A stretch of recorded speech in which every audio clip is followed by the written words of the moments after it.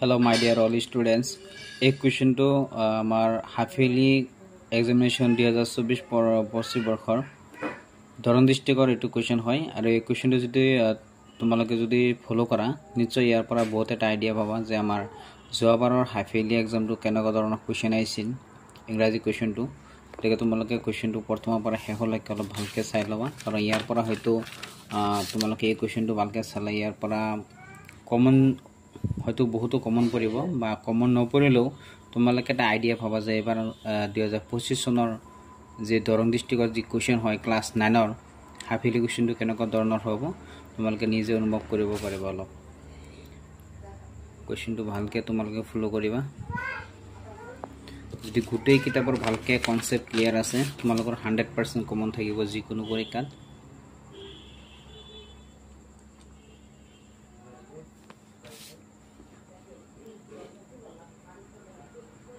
ভালকৈ চাই লবা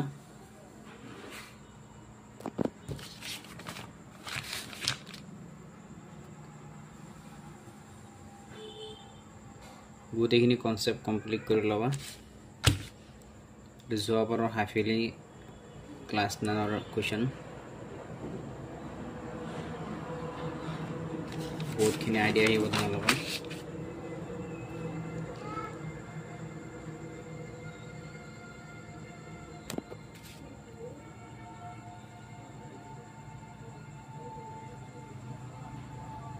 যোৱাবাৰৰ ধৰণ দৃষ্টিকৰ কোৱেশ্চন হয় তোমালোকে গোটেই অসমৰ ষ্টুডেন্ট বিলাকে এটা চাব পাৰিব আৰু ফলো কৰিব পাৰিব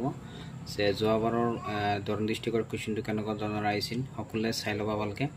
ইয়াৰ পৰা হয়তো বহুতো কমন পৰিব বা কমন নপৰিলেও নিজে এটা প্ৰিপাৰেচন হ'ব পাৰিবা যে এবাৰ কোৱেশ্চনটো কেনেকুৱা ধৰণৰ হ'ব